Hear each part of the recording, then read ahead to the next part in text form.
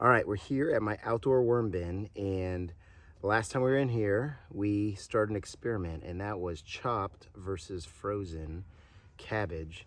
And as I go through here, there are just a ton of worms right here. Now, where the critter hole was, and it's right there, that's where we put the chopped. So we'll go through there, and I have to kind of go slowly because it was pretty finely chopped, and I just want to make sure I'm not missing any if I find it.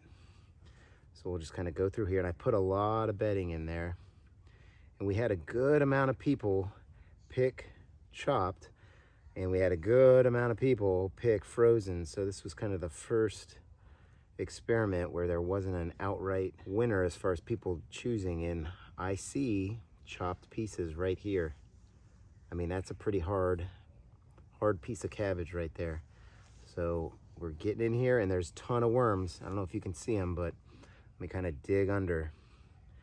There are definitely a lot of worms in here and a lot of pieces of chopped cabbage, but the worms are all throughout here, all in the individual places of this chopped cabbage.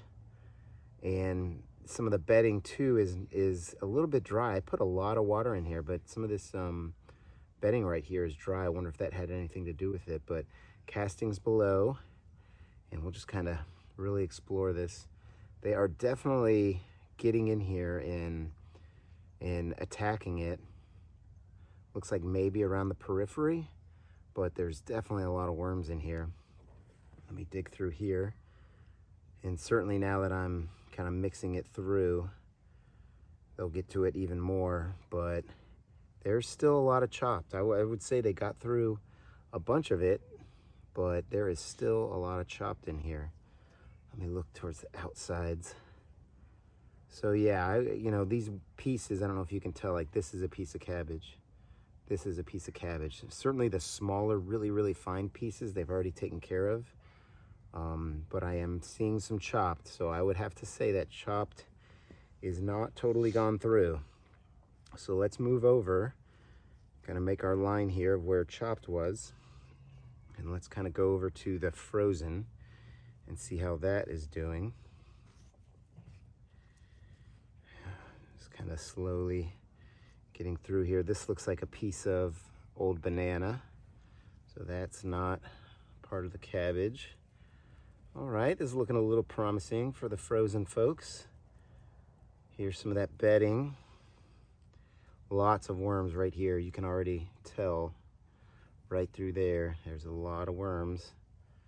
All right, now this to me looks like pieces of possibly, actually, that to me looks more like watermelon peel from a previous feeding. So frozen is still in the game.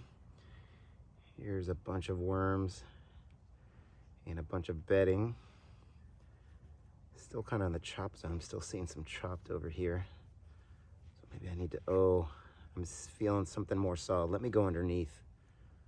Oh, there we go. Here is the frozen. And as I kind of open it up, I see that they haven't gotten totally into it. They are definitely attacking it. And they're on the outside, but they have not got in here. So, ladies and gentlemen, we have a tie right now. In fact, I can't tell because it's all chopped, but I'm almost leaning towards chopped went a little bit better. Now the temperatures have been much more colder than when we did another cabbage experiment, but I would say that this experiment is not over. So I'm gonna do my best to kind of reset it. I'll put this over here, just kind of dig under. It may have had something to do with all that extra bedding I put in, because the bottom bedding was a little dry on both sides. But they definitely shrunk it down, I think. They got to some of the outside of it. But you can see they didn't make it, just onesie twosies made it into the pieces inside the cabbage. Oh, so this is more interesting. I actually brought a bunch of food to feed them, but that's gonna have to wait for later because we're gonna keep this experiment going. I'm gonna kind of mix things around here a little bit and just kind of aerate. So things aren't too stale for them. And I'm not going to put any more bedding so that they have to concentrate on this piece of frozen cabbage. I'll even fan it out a little bit, a little cheater for them. So let's bury that up, and then we'll come over here, and I'm just going to try and put as much of the chopped as I can find, and put that in there. And you know, now that this has gone through, does anybody want to change what they thought as far as chopped versus frozen? I'm almost thinking chopped gives a little bit of an advantage, because as I aerate, I'm really taking the pieces apart. But those little chunks, those were firm chunks when I tried to squeeze them. So we'll have to see if any of those are left versus any of the frozen part.